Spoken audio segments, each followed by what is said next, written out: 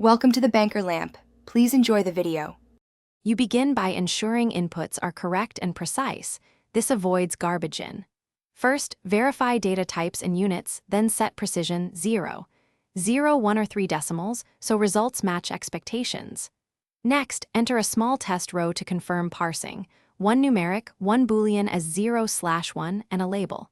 Once done, save a snapshot or template so you can reproduce the run. This first phase prevents rework and clarifies assumptions before heavy calculations. You now wire the calculator. Map each column to a variable and select the formula chain, add, multiply, or conditional branches to reflect your model. Make sure to provide defaults for missing fields so the process won't fail mid-run. Once mappings are set, reorder operations for efficiency. Push heavy transforms later and cache repeated sub-expressions to save cycles. If you need precision control, tweak rounding at each step so accumulated error stays under your tolerance.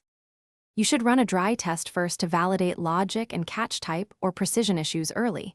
Compare outputs to known samples. After validation, execute the full job and export results as CSV or JSON, including metadata like precision and timestamp so others can reproduce the run. Finally, verify aggregated totals and edge cases. If something breaks, check data types, rounding settings, and conditional branches. Those are the most common failure points, and then rerun the dry test. Thanks for watching. If this was helpful, leave a like and consider subscribing. See you next time.